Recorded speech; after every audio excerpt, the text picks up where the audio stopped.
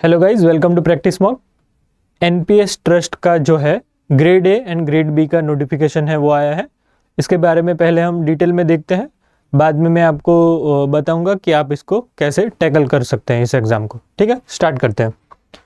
ये है हमारा ऑफिशियल नोटिफिकेशन है हमारा। ठीक है, फर्स्ट देखते हैं ऑनलाइन एप्लीकेशन एंड पेमेंट फ़ी कब है। तो 16 यानी कि आज से जो है वो रजिस्ट्रेशन चालू हो जाएगा। 5 यानी कि 5 फरवरी तक आपको जो है वो एप्लीकेशन कर सकते हैं। फिर एग्जामिनेशन कब है, phase 1 and phase 2, that is very important. ठीक है, ये आपको याद करना है कि ये एक एग्ज़ाम ऐसा है जिन्होंने ऐसा बताया है कि एक ही दिन में फेज़ 1 और फेज़ 2 दोनों हो जाएंगे। तो जनरली क्या होता है कि हर एग्ज़ाम होता है उसमें फेज़ 1 होता है, फिर रिजल्ट आता है उसका, बाद में फिर उसके बेसिस पे जो है जो भी बच्चे उसमें एलिजिबल होते हैं उसी को फेज़ 2 देने को मिलता है। पर इन्होंने क्योंकि उनकी वैकेंसीज कम है तो फेज़ 1 एंड फेज़ 2 है दोनों एक ही दिन में ले लिया है। तो इसमें आप ऐसा सोच सकते हैं कि आप लोग सभी को जो एप्लीकेशन फॉर्म भरेंगे उनको फेज़ 2 देने का एक्सपीरियंस मिलेगा इसमें से।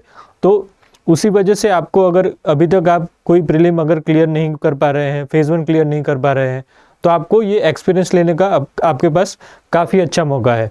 तो ये फेज़ 1 एंड फेज़ 2 दोनों एक ही दिन में है। ठीक है, कब है वो 25 यानी कि 25 फरवरी को जो है हमारा एग्ज़ाम होगा। ठीक है, और इंटरव्यू है वो आपको आगे बताया जाएगा। नेक्स्ट देखते हैं। नेक्स्ट है हमारा जो वैकेंसी कितनी है उसके बारे में। ठीक है, तो grade A and grade B दोनों पे है जो वैकेंसी है वो है यहाँ पे। जो ग्रेड बी है हमारा उसमें जो है वो एक्सपीरियंस है वो चाहिए होगा। ग्रेड ए है उसमें आप अगर फ्रेशर है तो भी अप्लाई कर सकते हैं। ठीक है, स्टार्ट करते हैं। तो पहले ग्रेड ए की बात करते हैं। तो जर्नलिस्ट में टोटल 12 वैकेंसी है, फिर रिस्क मैनेजमेंट में 1 वैकेंसी है। ये जो ग्रेड ए वाली वैकेंसी है वो जो आपकी है वो फ्रेशर वाली है, और दूसरा है ग्रेड बी वाला जिसमें है सिर्फ 4 वैकेंसी हमारे पास है। ठीक है, इसकी वजह से ही जो है वो फेज़ 1 फेज़ 2 एक ही दिन पे है।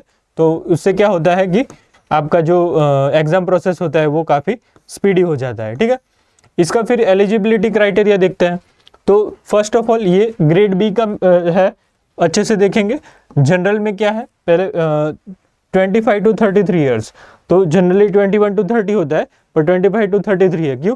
क्योंकि यहाँ पे minimum 4 years of post graduation experience मांगा गया है आपसे। ठीक है, तो आपको क्या होना चाहिए, फुल टाइम पोस्ट ग्रेजुएशन आपने किया हुआ होना चाहिए, तभी जो है आप वो ग्रेड बी के लिए जो है एलिजिबल होंगे। ठीक है, और उसके बाद 4 इयर्स एक्सपीरियंस है वो भी उसमें उन्होंने स्पेसिफाई किया गया है कि कौन से एरिया, बीएफएसआई जो हमारा सेक्टर है वही एरिया में होना चाहिए, तो आपको जो है वो प्रेफरेंस मिलता है। ठीक है, फिर उसमें ह्यूमन रिसोर्सेज है सिमिलर 25 to 33 ईयर्स।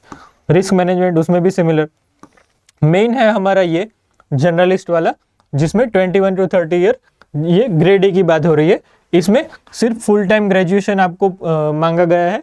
तो आपने कोई भी ग्रेजुएशन किया हो, बीएससी, बीए, बीएड, जो भी आपने किया हो, बीटेक, तो वो सभी लोग यहाँ पे एलिजिबल होंगे। ठीक है, और उसका जो एक्सपीरियंस है वो भी यहाँ पे नील यानी कि फ्रेशर जो है यहाँ पे अप्लाई कर पाएंगे। ठीक है, नेक्स्ट है उसका रिस्क मैनेजमेंट। तो रिस्क मैनेजमेंट है उसमें उन्होंने 2 ईयर का एक्सपीरियंस मांगा है। ठीक है, तो ये हो गया उनका एलिजिबिलिटी क्राइटेरिया। अभी इसमें आगे देखते हैं कि एग्जाम पैटर्न है वो कैसा है। ठीक है,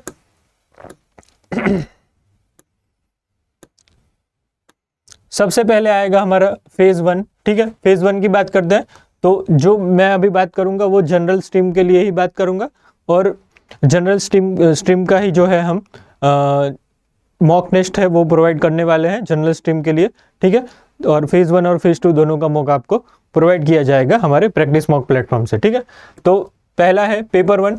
तो पेपर 1 में क्या होगा, जनरल स्ट्रीम के लिए ये पेपर 1 की बात हो रही है।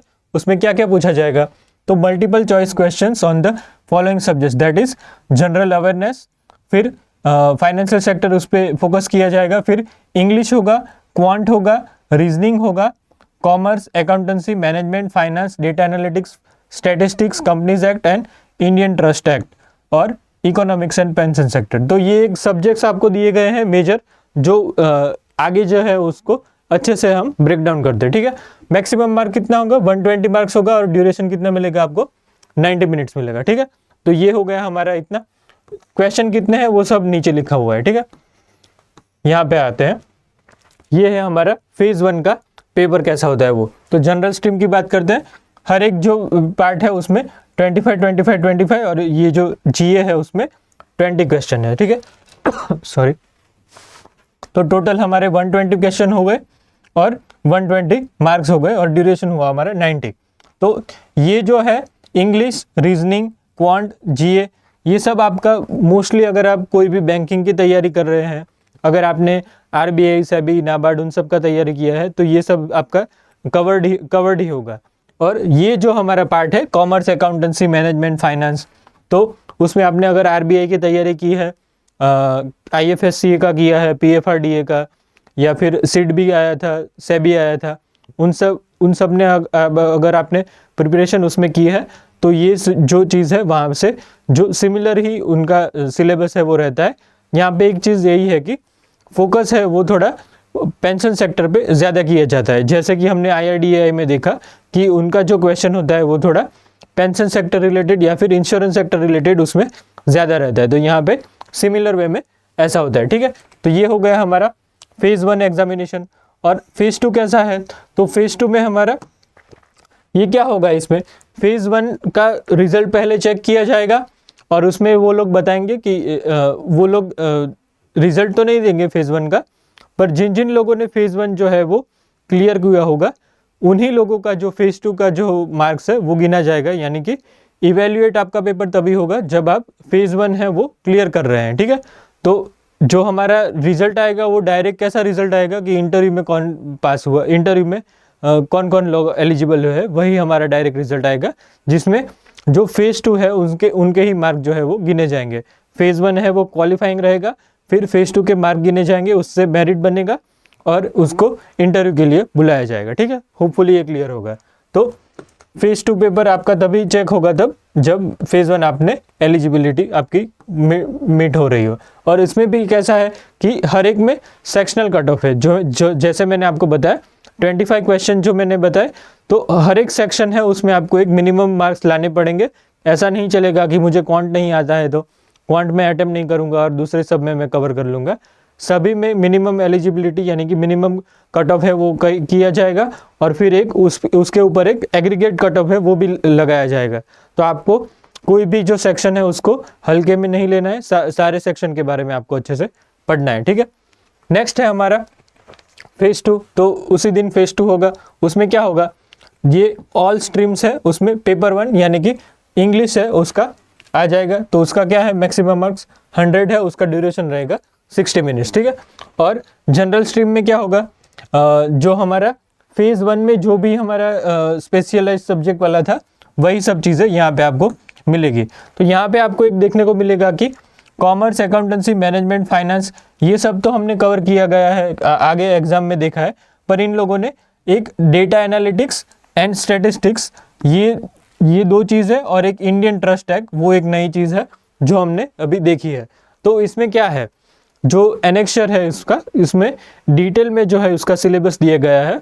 तो आपको क्या करना है, अगर आपको अच्छे से अपने से स्टडी करना है तो जो भी चीज़ें जो सिलेबस में दी गई है उसके ऊपर आप एक ओवरव्यू ले लेना है, उसका जो बारे में है वो MCQ ही आएंगे। तो आपको क्या कवर करना है, उसका जो थियोरेटिकल पार्ट है वो आपको कवर करना रहेगा। स्टैटिस्टिक्स में जो है वो रिग्रेसिव एनालिसिस और वो सब है, तो वो आपको कैसे एक बेसिक अंडरस्टैंडिंग बनानी है, क्योंकि जो फेज़ 2 है उसका मोस्ट प्रोबेबली उसमें अगर 40 मिनट्स वो दे रहे हैं तो 50 क्वेश्चन आप एक्सपेक्ट कर सकते हैं कि 2-2 मार्कर के क्वेश्चन होंगे। तो उससे क्या होगा, अगर 50 क्वेश्चन आ रहे हैं तो आपको दूसरे सभी में जो है वो अच्छे से जो है अपना तैयारी रखना है और डेटा एनालिटिक्स और स्टैटिस्टिक्स है उसको एक बेसिक व्यू से देख लेना है। तो क्या होगा, आप जो है उसका भी क्वेश्चन आएगा तो भी कितना 3, 4 या 5 क्वेश्चन ही आएगा, और दूसरी जो मेजर पार्ट है उसको आपको ज़्यादा फोकस करना रहेगा, ठीक है।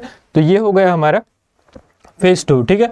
नेक्स्ट हम देखते हैं हमारा उसके बाद क्या होगा कि फेज़ 2 का जो भी मार्क होगा उसका वेटेज 50% रहेगा और जो इंटरव्यू है उसका वेटेज भी 50% रहेगा। तो इंटरव्यू का जो इसमें पार्ट है वो काफ़ी बड़ा हो जाता है।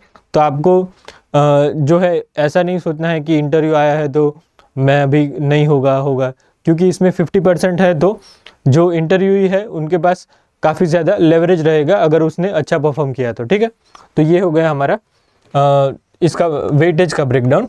और लास्ट में है हमारा सैलरी एंड कंपनसेशन। तो यहाँ पे उन्होंने ग्रेड बी में क्लियरली लिखा है कि 35 लाख पर एनम का सैलरी आपको दिया जाएगा, और ग्रेड है उसमें लिखा है कि 30 लाख पर एनम का सैलरी है वो आपको दिया जाएगा। ठीक है, तो ये एक एनपीएस का एक हमने ओवरव्यू ले लिया।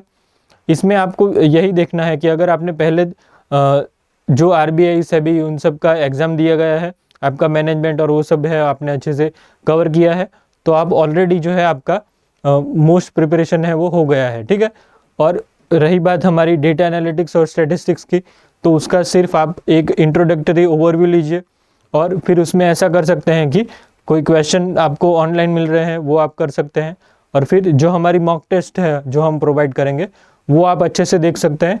और मॉक टेस्ट हमारी जो है वो रियल जो एग्जामिनेशन लेवल है ऐसे ही रहेगी मोस्टली, क्योंकि सेबी आरबीआई उन सब में जो है वो सिमिलर लेवल जो है वो इसमें सिलेबस में हम देख सकते हैं। ठीक है, तो ऐसे आप एक ओवरव्यू लेके अच्छा परफॉर्म कर सकते हैं। फॉर्म आया है, फॉर्म आपको भरना है और अच्छे से प्रिपेयर करना है। एट लास्ट आपको जो है वो फेज़ 2 का जो है वो एक्सपीरियंस मिलेगा, क्योंकि उसमें टाइपिंग एक्सपीरियंस इंग्लिश वाला है वो भी आपको मिल सकता है। ठीक है, तो आपको अच्छे से कवर करना है सब, और एग्ज़ाम है वो अच्छे से देना है। ठीक है, all the best for your examination.